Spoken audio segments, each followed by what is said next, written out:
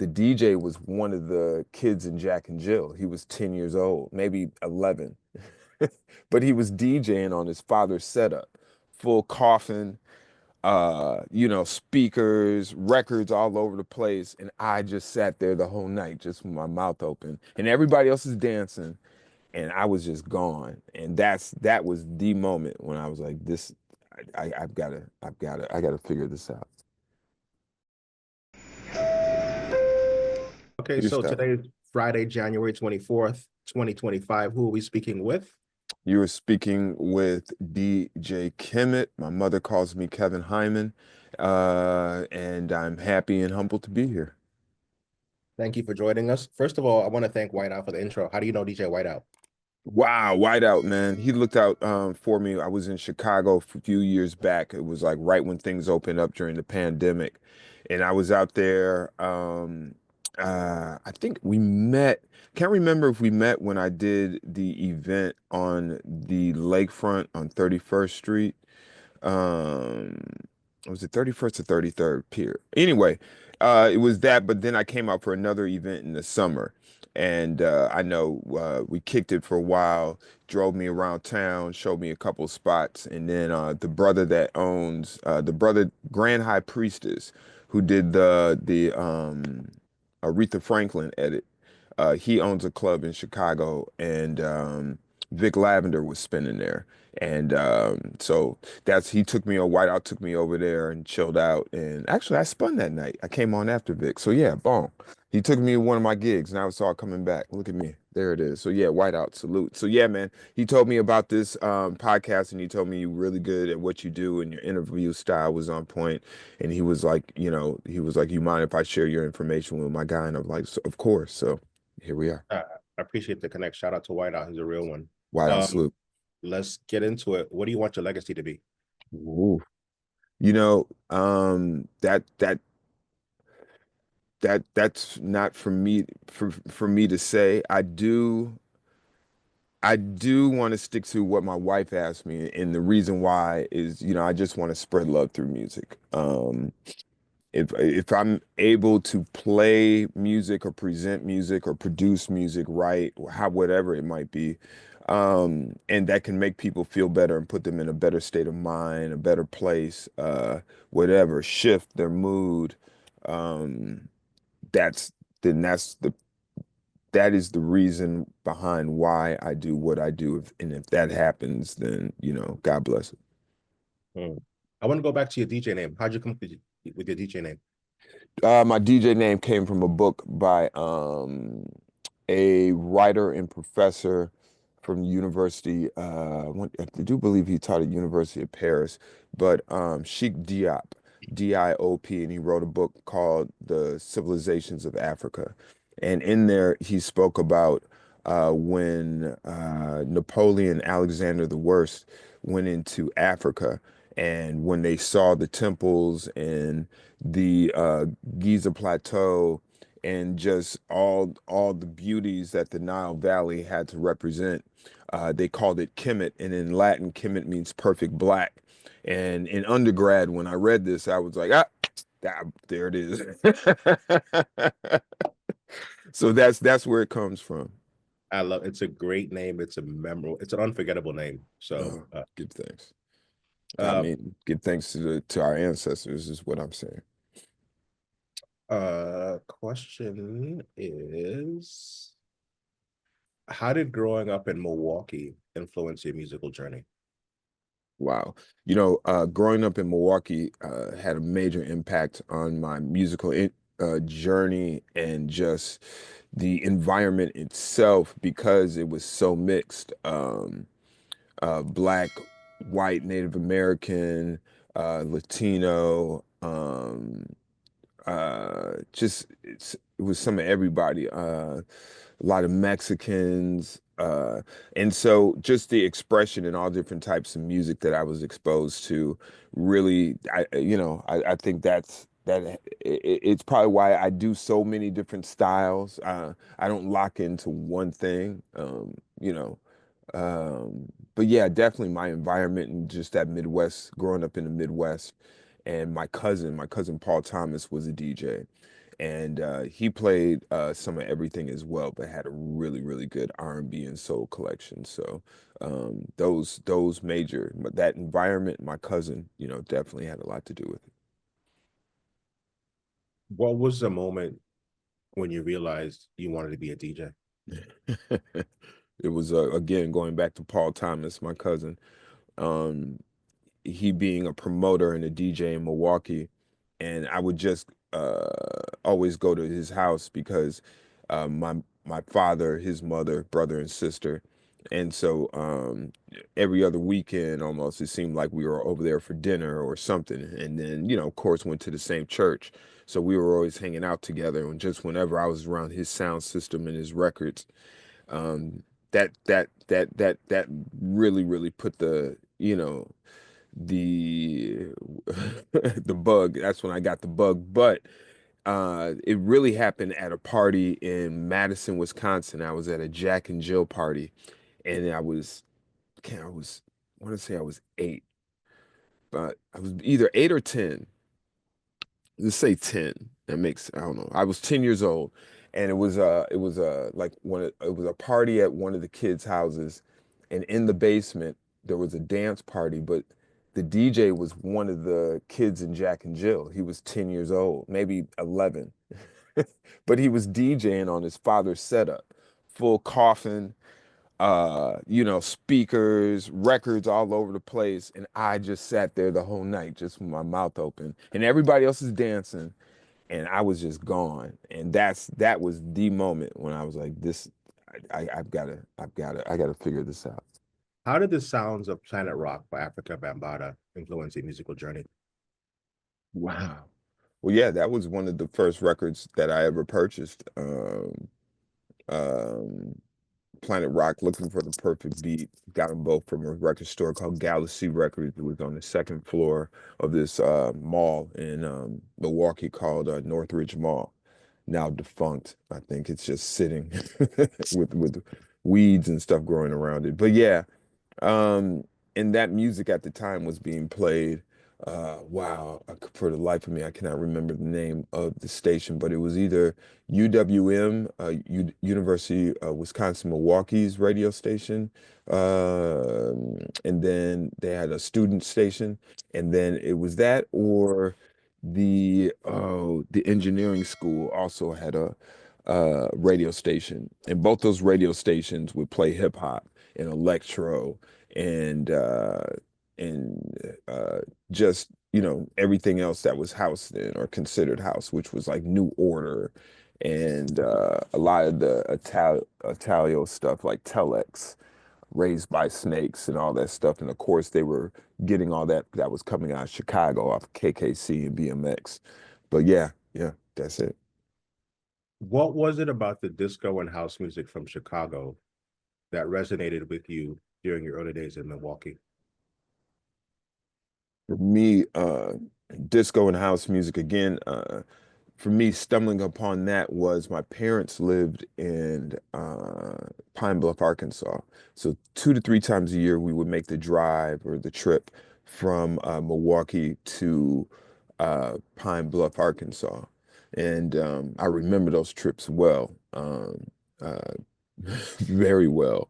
From the sandwiches my mom would pack to, they actually had one of the one of those maps where they call it the green map or whatnot, with all the spots and roads to take and spots not to go to, yada yada yada.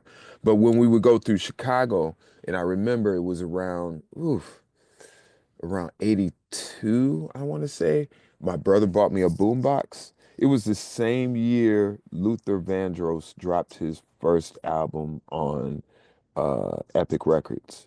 Um, with Bad Boy and all that. It was that same year because I remember that cassette. He gave it to me with the boombox. But so I say that because when we would drive from Wisconsin to Pine Bluff, Arkansas, we always went through Chicago and we always left at the same time. So we would catch Chicago like right when the Chicago radio was bumping. I'm talking about BMX was like in their Hot Mix 5.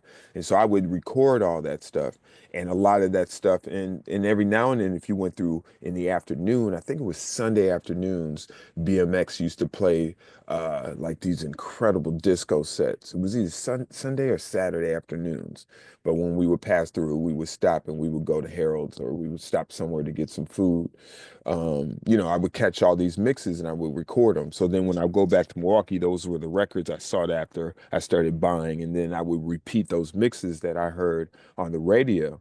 And so then at that point, my collection just expanded more into disco and just listening to those records and, just getting into the habit of knowing the drummer cycle when the drummer picks up and when he keeps on point and when he speeds up slows down that whole thing and just learning those records, man, and that really had a major impact on my DJing and just the music that I make today.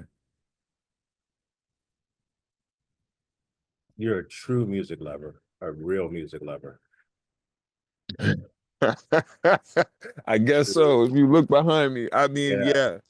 I see the um, receipts behind you. Um, Take us back to your time at Howard University. Mhm. How did your approach to music evolve during your college years? My approach to music during my college years improved because of the people that I was surrounded by. There was so many other like-minded individuals at Howard. It was like this little, almost like nerdy clique, and just kind of find each other. There was a gentleman that I found out later that was from Milwaukee. Oh my gosh, don't let me forget his name. Start with a T. Anyway, he worked at Kemit Records in Thomas Circle, Washington, D.C. And that was not too far from my second dorm. My sophomore year, I lived at Meridian Hill. Meridian Hill dorm was like on Euclid and 16th Street, right up from the White House. And you could just walk over a few streets, you would be in Thomas Circle. And there was a excuse me. I used to just go in that record store and he would just put me on to so much music. I remember that was about the time when Lenny Kravitz's first album came out. So there was like so much music dropping around that time. So then I met a lot of cats from Detroit, and the Detroit music scene was just always on fire. And cats like The Wizard, um, and just I think Theo was coming up during that period of time, Parrish as well. So learning and hearing about all these individuals, and then of course later myself moving to Atlanta and getting to meet and know Kai Alcé. So yeah, Howard had a major as well as I produced one of my first events was at Howard. It was the homecoming. I want to say it was either 91 or 90 and it was with Mary J. Of course, that was the infamous night when Biggie came out and they did the 411. Today was on that show. I want to say Pete Rock was on that show as well. But anyway, I'm sure if you look back and Google it, all that stuff is out there. But yeah, so yeah, Howard had a major impact. And then my last year, Howard, of course, is when I connected and went on the road with Arrested Development and then of course going finally moving to Atlanta upon graduation and then being a part of the group itself. So yeah, salute my DMV family, Howard University, HU, blue and white all day. Black power, especially in this environment. So, Amen. um, describe the moment when speech invited you to join Arrested Development. hmm Speech and I met in Milwaukee. So yeah, to break down to get into how I got into Arrested Development, how Speech and I met, and how that connection went. So we met through a mutual friend, and I think we were 15, turning 16 years old. And Speech went to Rufus King High School, and I went to Homestead High School, Homestead out in the suburbs of Mequon, Rufus King in the city. And actually, my mother used to teach at Rufus King High School. Long story short, a friend of ours, Aubrey Smith, still great guy to this day, incredible pianist, musician himself. He connected us, and then we met, um, and over a course of time, we would come over to one another's houses and DJ. I was proficient in mixing, not so much with scratching, and he was very proficient with scratching and vice versa. So we helped out one another in each department. And we created a group. We first took the name of a group out of LA called Knights of the Turntable because we loved it so much. And we thought no one would ever find out. So then we ended up changing it to a group. The name was Attack, and we put out a few records under that name, and it was an acronym, and it was ATACK.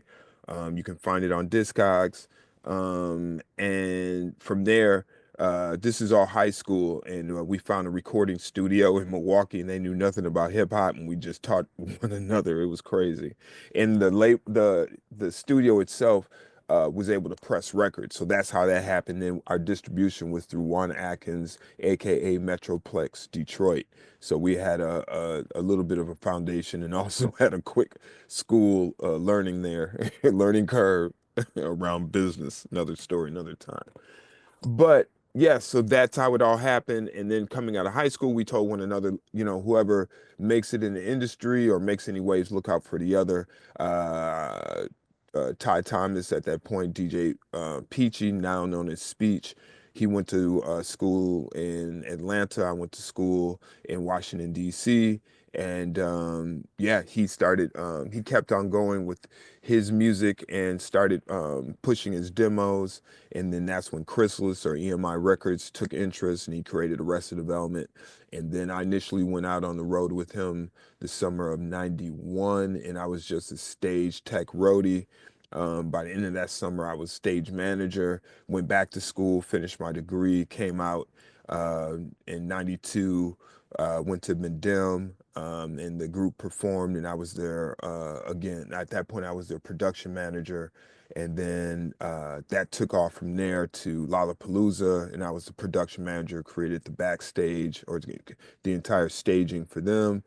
Did that for a good year, world tour, and then I was writing and remixing at that point, remixing for the first album, and then started writing and composing and producing for the second album. And by the second album, I was on stage with the group. So that's my maturity into Arrested Development over time. And then my departure from the group took place in '97. Wow, what a journey from a Yeah, high school friendship to world tour. yeah, it's a blessing. Um, what were some memorable experiences DJing for Prince and Janet Jackson? Wow. Um, the Prince, um, the Prince encounters the first one. And the second one, it had to have just been a brief encounter. Everybody tells me there was two, but the first one anyway, Dallas Austin, producer, artist here in Atlanta,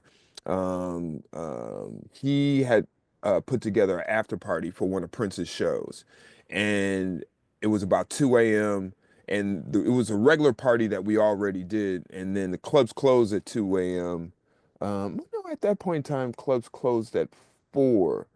Um, but it was light that night, so we were like shutting down. I was packing up, and I get a phone call like, "Yo, he's coming," and I was like, "Look, man, I don't have time for this."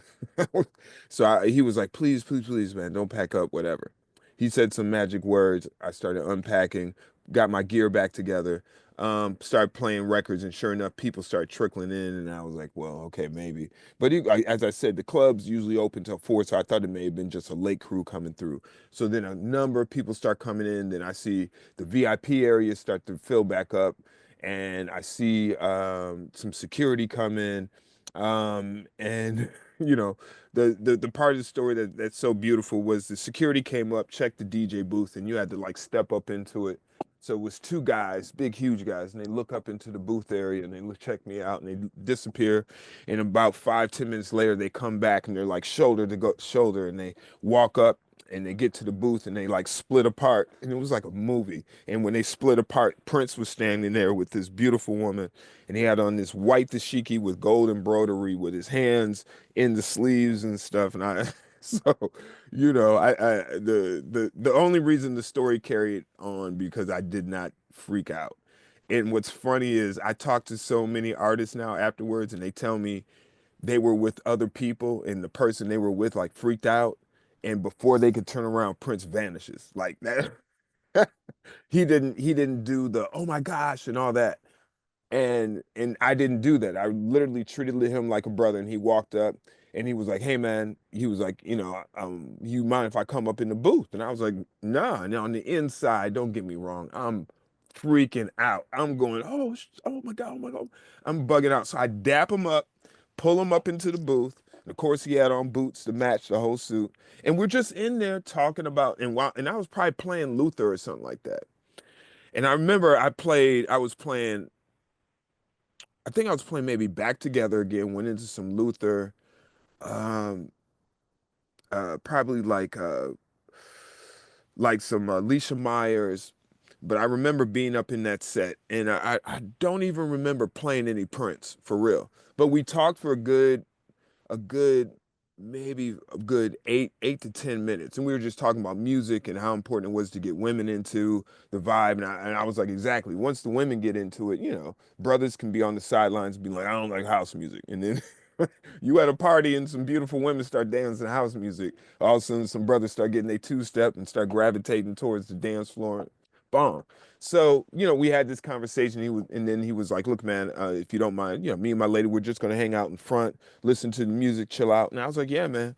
Dapped him back up. He stepped back down onto the floor. He and his lady chilled out, and then just as quickly as he arrived, he pieced out and he was out. And spent probably maybe a good 45 minutes in the spot, maybe. And yeah, man, it was a good encounter. So that, and then of course Janet Jackson showing up, her dancers, she was notorious, like her and Mariah Carey, their dancers whenever they were in town were notorious for showing up at any of the house events. So Janet Jackson showed up to MJQ on a few occasions, but I do remember one night she did come in, and Murphy, one of the owners and guys that manages and holds down the spot, came in there and told us that it might be a little bit of a surprise or something like that later on in the evening. But yeah, man, that was her just coming in there with her people, getting her dance on. Salute to Kai, I'll say, and because I think Kai was spending that night, maybe Cullen. Maybe even Justin back. I forget how long ago it was. My memory does not serve me as well as it used to, so forgive me. But yeah, man, those events and those moments were definitely very precious. And I think the very very number of DJs who have, I'm sure during their outings have had pleasure of spinning and can relate to looking up and just seeing people that you would not expect being at the event, having a good time and getting down. So salute to all my fellow DJs. Great story. Great story. How did your international touring experiences, particularly in Oslo and Tokyo, shape your musical perspective?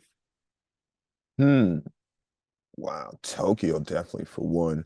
Tokyo gives you a really fine understanding for precision and not perfection, but precision and just really, really being good at your craft, dedicating yourself to your craft, your spirit, your time, your surroundings. I mean, even the people they like the community, everything is shaped around whatever it is you love. And I definitely I fell in love with that and definitely was inspired by that and really put more attention in my music and especially DJing as well. Africa more than any other place definitely has taught me patience in DJing. Let that record play and also professionalism. That's another part of both. I know you didn't mention Africa, but Japan and Africa. Oslo gave me peace of mind. Wow, Oslo is a place you go to, for I don't want to say transformation, but for grounding. That's what I want to say, because just the nature there and the quality of life, and just being surrounded by nature and just people and how people treat one another there. You know, those always happy to get that call to go to Oslo. I'll say this. You know, it's usually cold, but not all the time. But you know, it's beautiful, and I've been there enough, you know, where I've been able to experience. On one tour, it was completely dark. You know, I'm talking about at 7 a.m. it was dark. At 3 p.m. it was dark, and of course at night it was just pitch black. But I've been there also where at, you know, at 2 a.m. it would look like, you know, right now it looked like 12:30 in the afternoon, and you walk out of the club at 4 a.m. and it looked like 4 p.m.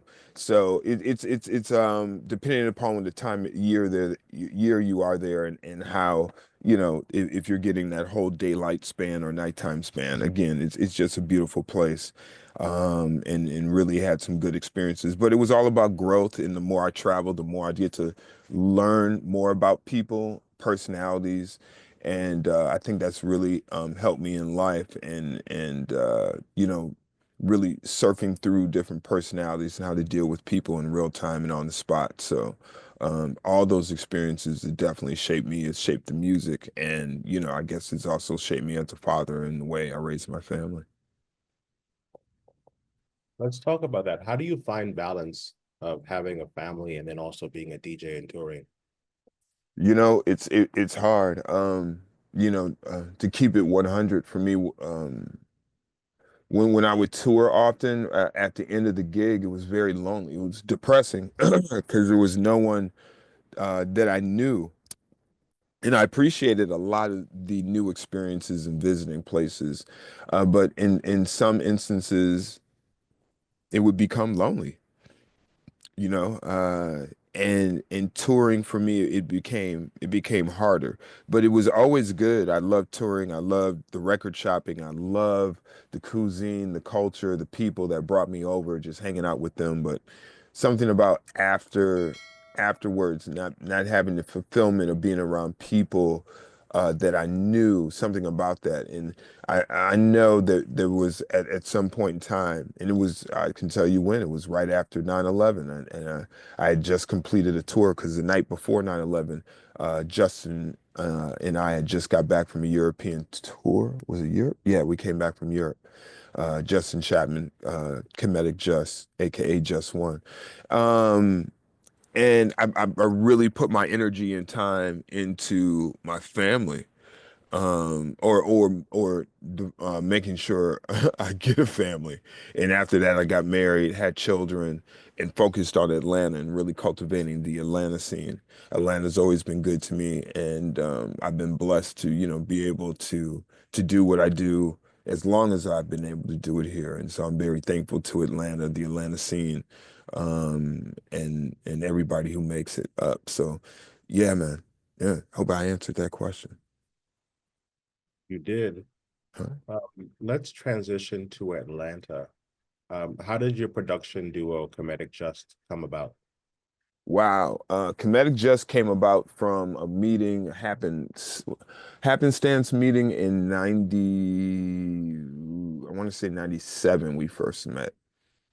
Probably 96, but 97 we started bumping into each other at different events. We both spun hip hop and house, so we would see each other, you know, at all different types of events.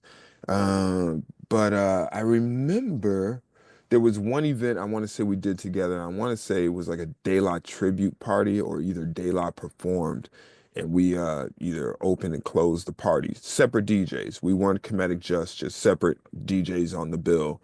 Um, and I remember when we were in the booth. Oh, I'm sorry, I'm laughing because a memory came back of something that happened that night.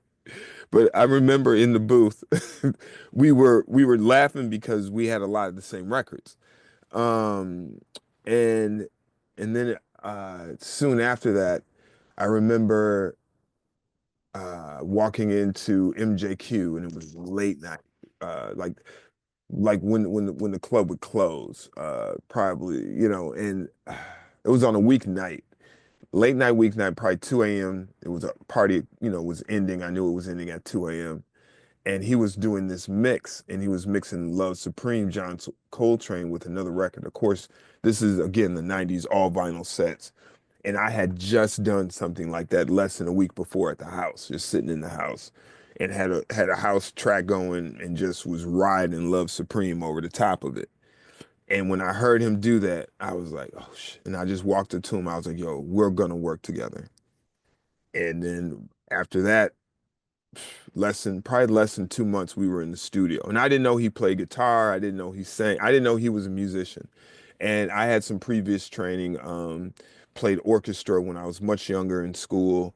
And so we both started Comedic Just, and 98 was our first release on Silver Network. And then 99 came, either late 98, 99 came King Street Night Grooves, and all the other releases from there, and continues to this day. I'm actually working on a remix for another Comedic Just release right now as we speak. So we're back in the studio now. So salute Justin, salute Terrence Downs, Aubrey, all the extended family members, and of course, my guy, rest well, my lounge lizard brother, Luke Austin, who I've missed very, very much. But yeah, man, that's the committee right there.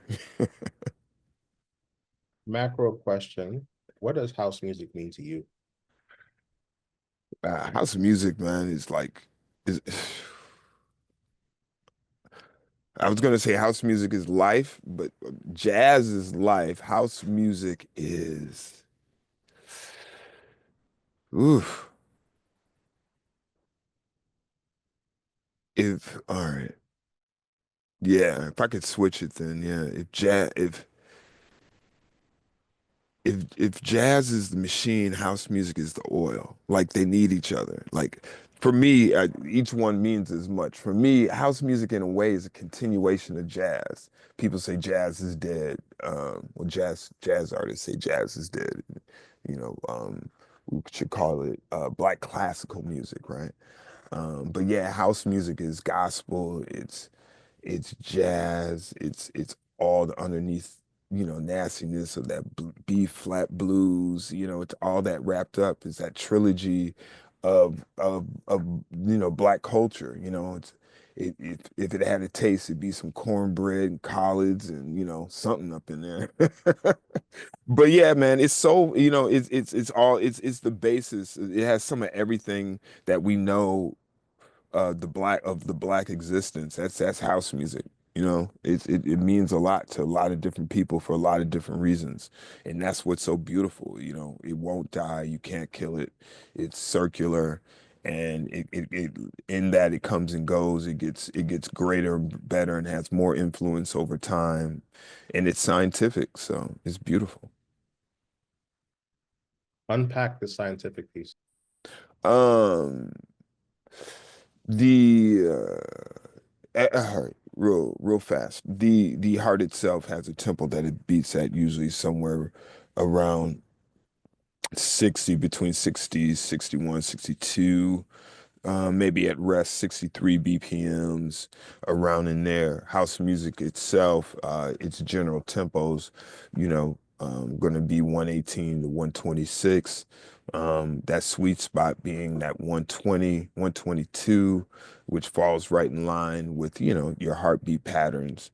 And so, when you really tune in and you really get a good rhythm and you find the right key and everything is in balance, and you find those moments with people, they will find, themselves, like it said, it's almost entranced with the music. And that happens at higher tempos and lower tempos as well. And with that, there's also a frequency that also, can coincide with that. And I just tell people to do their research and just look into that. But that's another reason why house music, I believe house music has such a huge universal appeal, again, because of that tempo.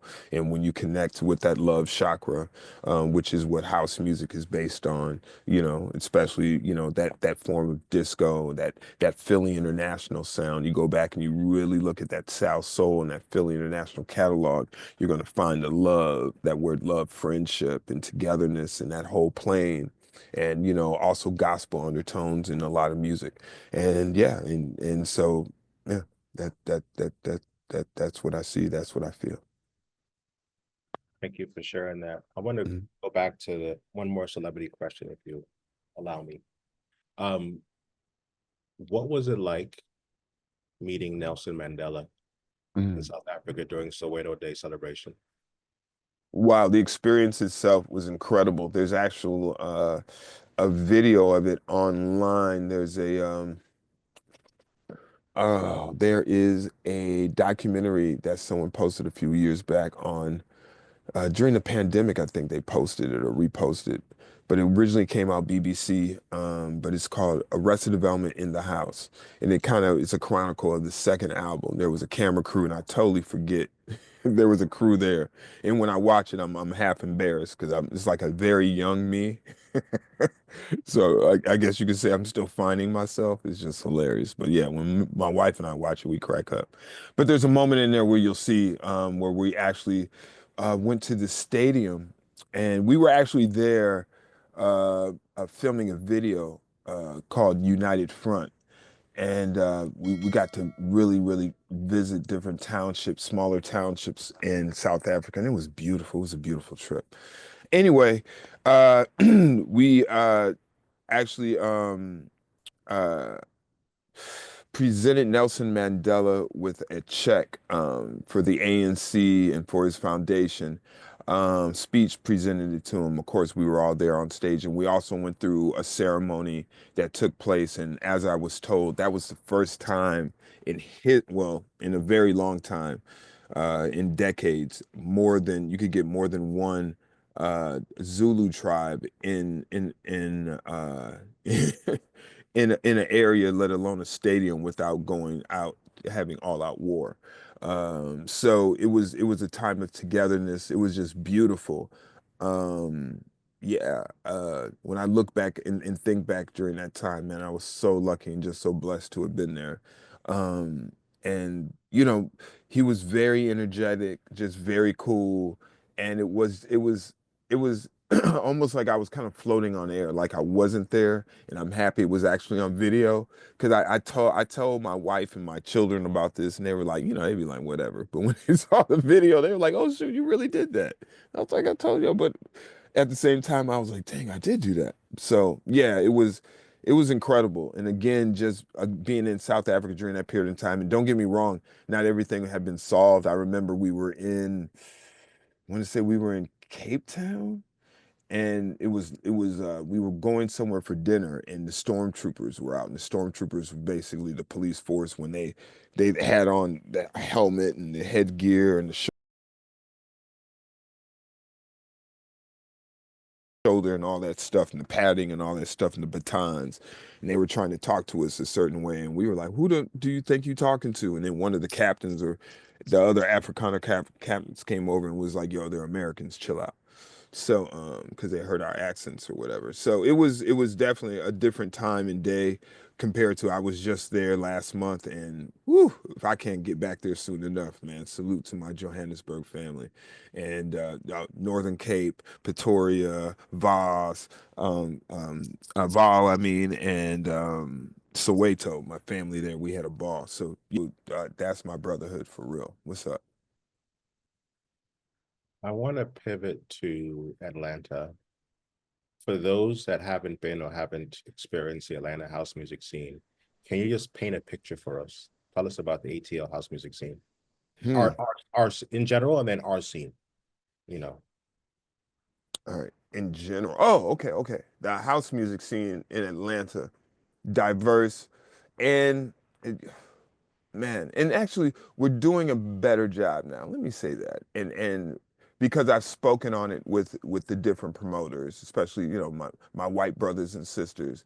Like, yo, we got to make sure we do a better job of getting the scenes together, because in the South, not the South. I don't want to say the South. In Atlanta, um, I've seen often when you don't apply pressure or you don't purposely like integrate a crowd, there will be separation.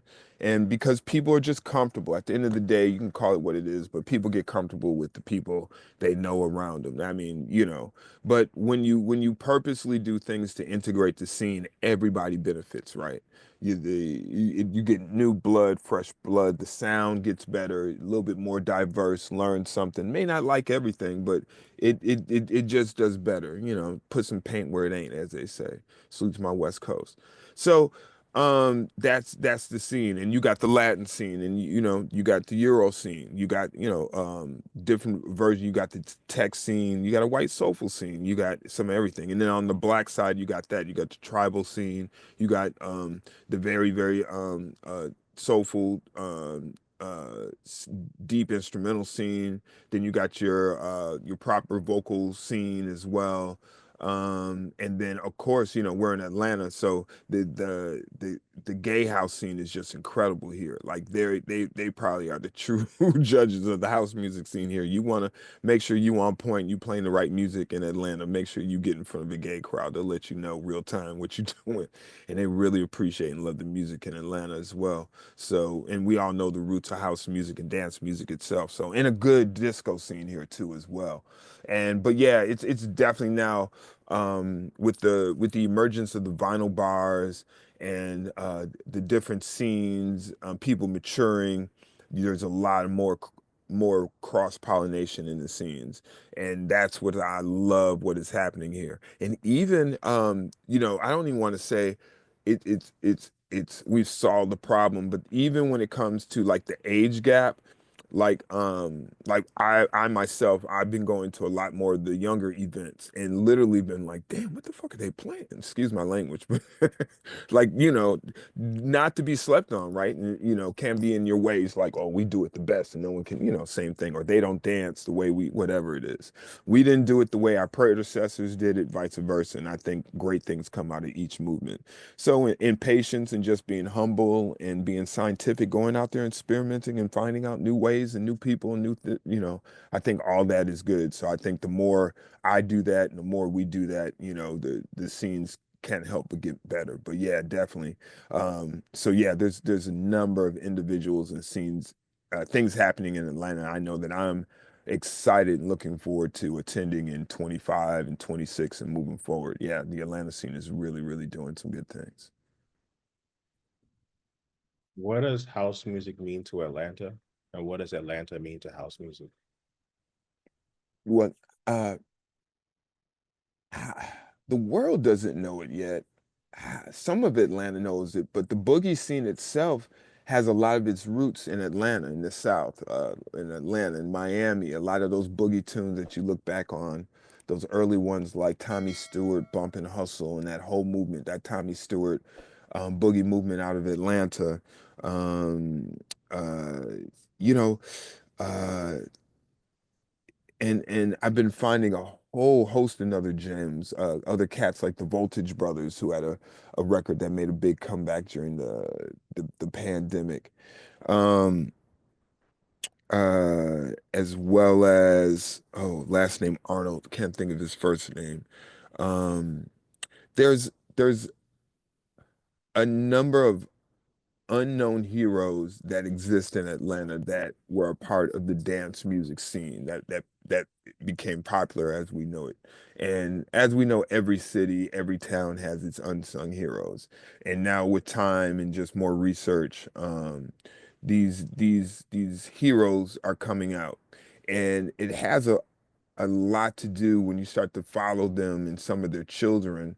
They were implants in the Dungeon family. They were implants in their children, at least implants in that Dallas Austin Dart movement, TLC, and so on. And even, it's a good brother, Jazzy Faye as well.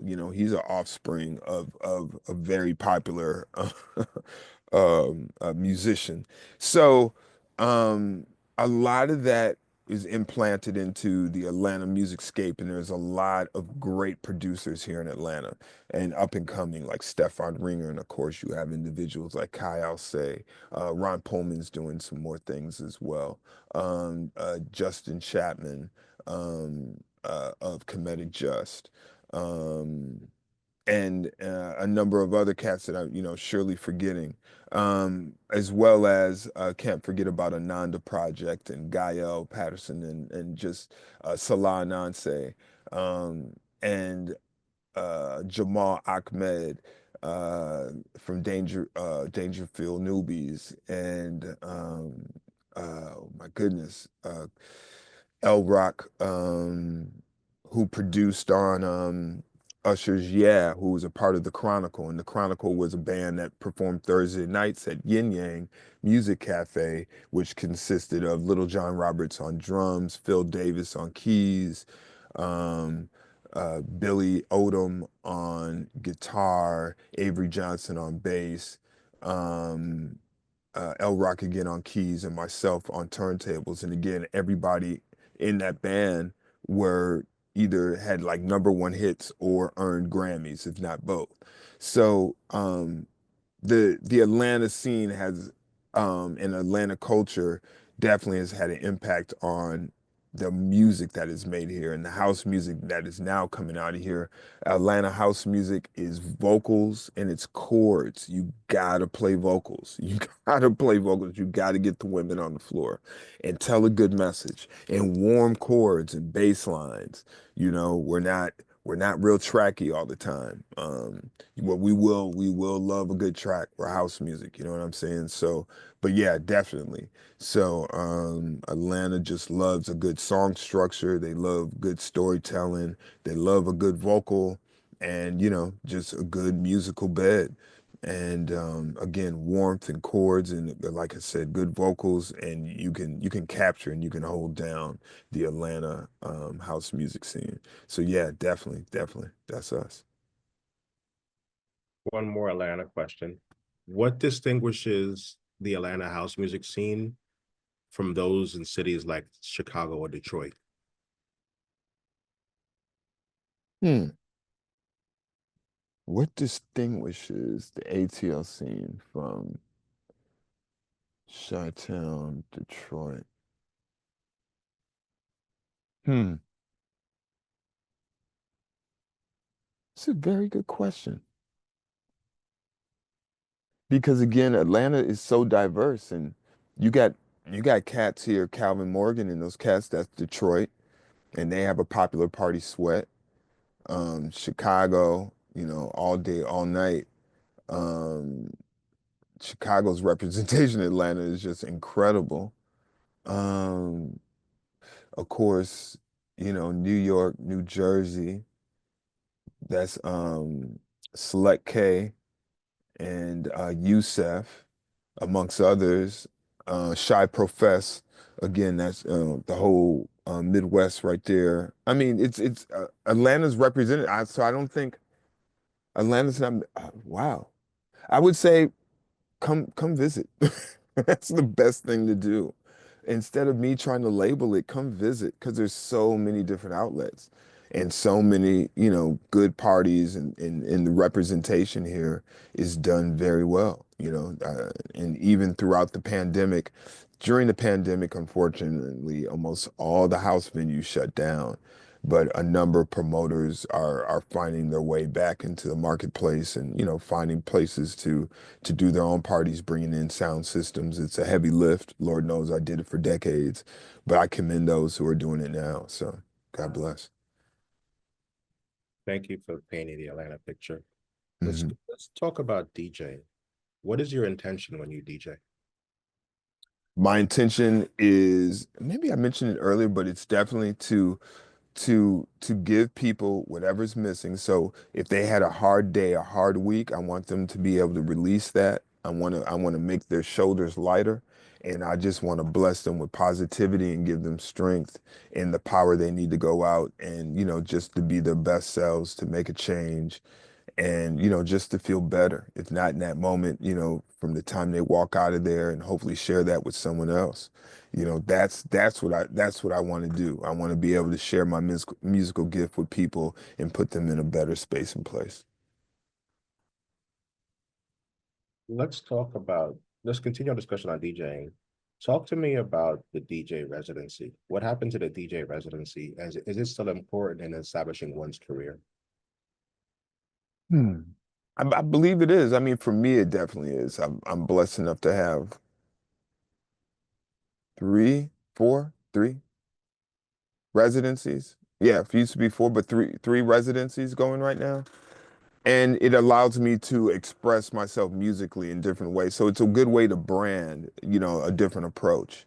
Um, for example, the first Fridays at the venue in Atlanta called El Malo, that's my Soul Makossa party. And that's a party I've been doing for some time, well over a decade. But that focuses on, the music from the African diaspora. So that was Afrobeat legacy. So that's your Fela Kuti, your Manu Dibango, um, uh,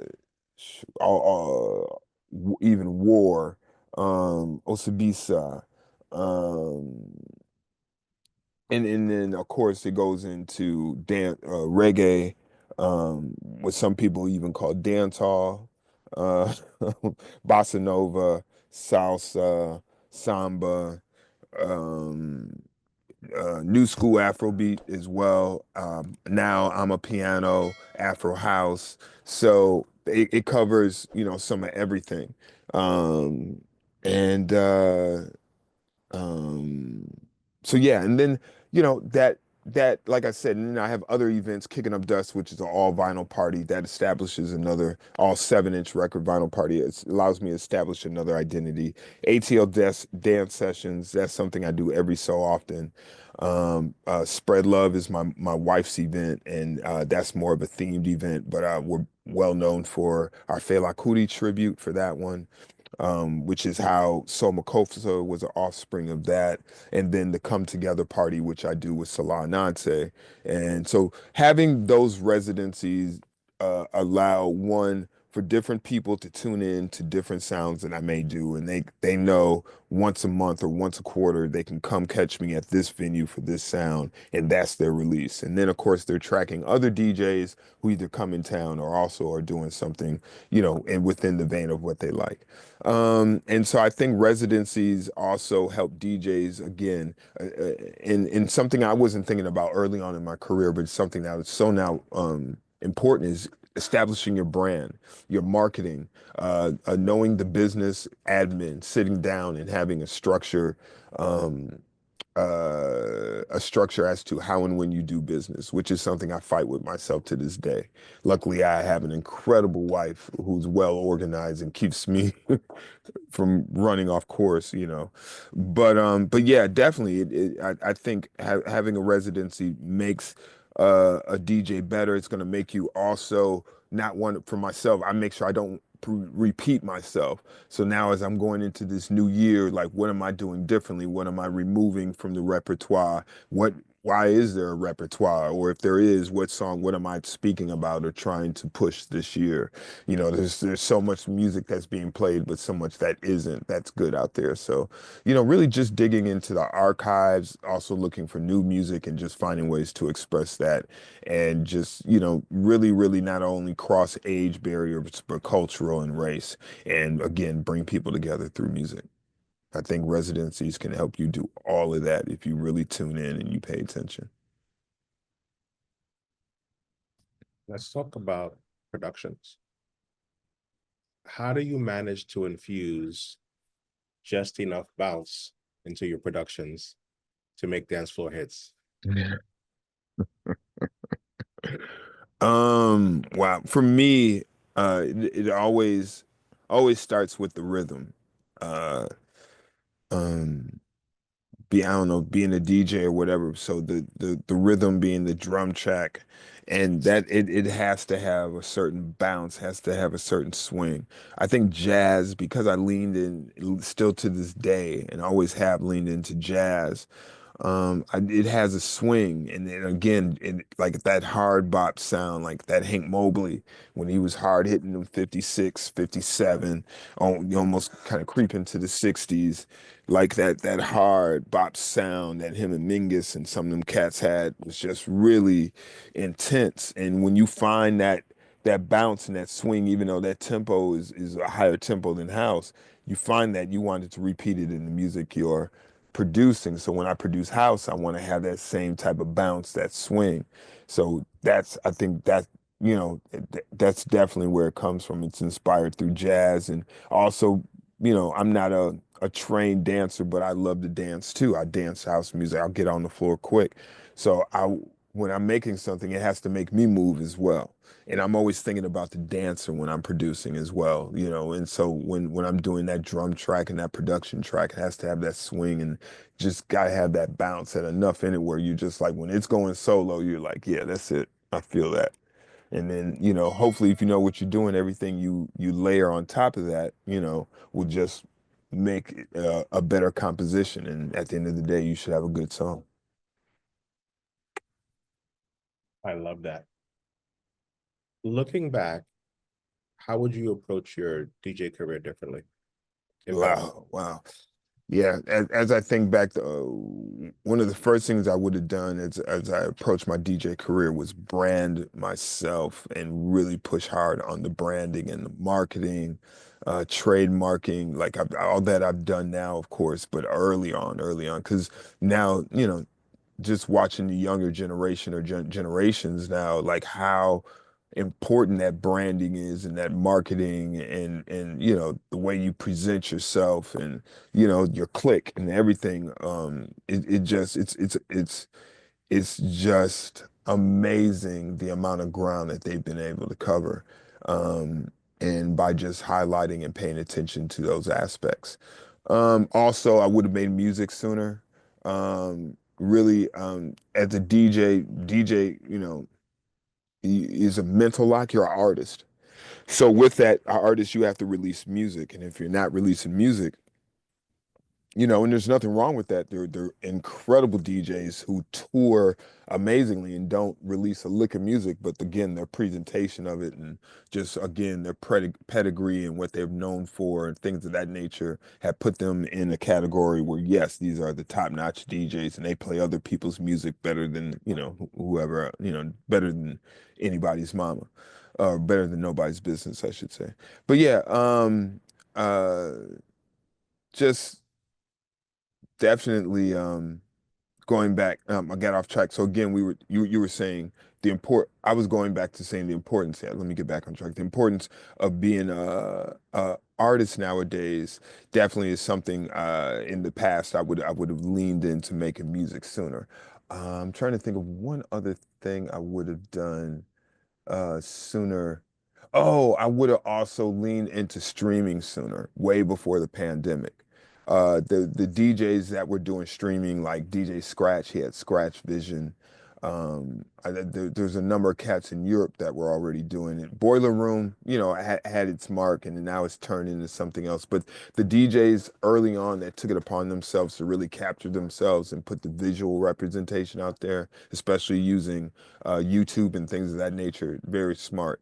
So yeah, as I say, I think in short, the more you adapt to technology and use it as a tool and don't use it as as like your base, your platform, like you got to know the ins and out of your equipment and your craft and all that other stuff. But technology can be used in a way to help elevate, magnify, announce, and amplify what you're doing. Those three things.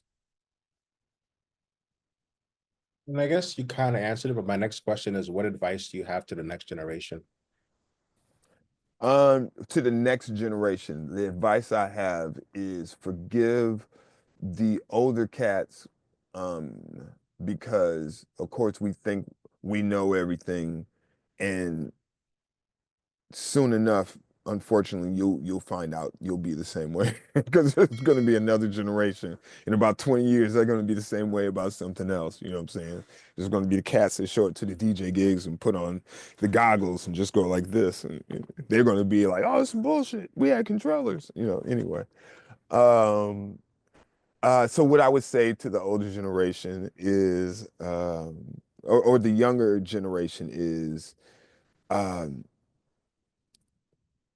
Always be open-minded. And know, even though us old heads are locked into our old ways, we're just looking for that connection. You know what I'm saying? A lot of guys are just put off by the technology. They don't want to make that jump. They know what they know. They want to stay analog, and there's nothing wrong with that. But um, be patient with us. That's what I would say to the younger cats. Be patient, but yet there's something to learn from the older cats always. And I want to say more so to the older cats, like, don't be afraid to open up and reach out to these younger cats because they got a lot to teach us, as well as they're hungry for knowledge as well. They love to know the stuff we know. And imagine if they were able to implant that into what they're doing. Like, yeah, they may not have it on vinyl, but they'll find a way to get that on the digital and put it in their sets and make it big in a different way again, and make your vinyl worth something, or make you feel a certain way about what you have. And at the end of the day, it all comes back around. There's cats doing stuff digitally that are now increasing the price of vinyl. As you can see, I'm surrounded by it. So the cats that are stuck in analog don't, there's still a way for you to do what you're doing, but you definitely need to step into digital. Don't be afraid. That's why I say reach out to the younger generation. Go to some of these parties, get to know some of these younger DJs that are doing stuff. Younger cats, wow, I really don't want to say anything to. I say keep pushing the envelope. I'm excited for what they're doing. I love what they're doing. I love what it sounds like. I say, definitely keep it musical though. Make sure you're doing stuff in key. Um, you know, you know, not everything goes together. There's experimentation, of course, but when it comes to music, there is some theory. So let's, make sure we keep it in key. And I still make mistakes. I just sent a track out the other day. Somebody was like, you need to fix that bass line. So I get it. So I'm working on my scales. You know what I'm saying? So yeah, work on scales and just have a general knowledge of music, and you can go to YouTube University, and if you're able to find all that other stuff on the internet, pull up a short video of a guy doing scales and learn those B flats, because in blues is no joke. Um, but yeah, I really, yeah, the younger generation, definitely probably at another time I would have been the guy like, you need to and you shouldn't. No, I'm like, keep pushing the envelope. I'm learning. I think my sound is getting better, because of the stuff they're doing. And I'm also, learning to take more chances as well. Get my releases together, it's about that output and get my branding together. So yeah, to the youth, salute, keep it musical, keep it funky, and keep pushing. What's next for DJ Kemit? Wow. It's a good question, man. With that, I want to, I said it earlier, but I want to give praise to my business partner, one of my best friends, my partner in music, Luke Austin of the Lounge Lizards. He's the guy who actually came up with the name. He recently just transitioned and passed away unexpectedly. So I'm kind of at a point where I don't know, man. It's weird. Like I said, I just started working on music again, but it's bittersweet because every time I think to do something, I can't call or reach out to Luke. So, but I'm what I am is great. I'm very grateful to have known and worked with him for so long. You know what I'm saying? For 14 plus years. And just to be, have that's an incredible dude. So I'm grateful to the creator to have had that experience. And Luke and I were very proficient. We have a lot of music, that I will be putting out over time. But yeah, that right now it's rough. But with that said, I took some time out and went to Africa, and in that trip, I made some really good connections. So with that, just creating this bridge, especially with a lot of my brothers in South Africa, Soweto, and Johannesburg, and Vaal, specifically, working on some music projects with my brothers there. So, really looking forward to that. I look forward to Comedic, Just One, Justin Chapman, and myself coming back together in these future projects we have together, and yeah, just carrying on the musical legacy of Luke Austin through Lounge Lizard in one manner or another. So, yeah, the future, it's uncertain. Uh, and I'm grateful for the past and excited for the future. Yeah. And last question, if people want to book DJ Kemit for their party, how do they do that? Great. Should anybody out there have interest in booking DJ Kemet, feel free to reach out to Aisha Rashid Hyman at Spread Love period DA period DA period DA at gmail.com. That's spread love dot dot. Get it? Anyway. Or you can go one that's safer, probably DJ Kemit at Gmail, DJ Kemit at Gmail. And Aisha will respond to your request. Just put booking request for Kemit, and she'll be quick to respond. Oh, thank you, brother. I appreciate your time today. This was great. No, thank you, man. It's an honor, bro. I really appreciate you. And just thank you for keeping the good journalism going. I love the way the research, the way you stage the questions, and just the time and energy you put into it, bro. I really, really appreciate it. Thank you. All right, man. Peace. Have a good weekend. All right, you too, my bro. Take care. All right, now.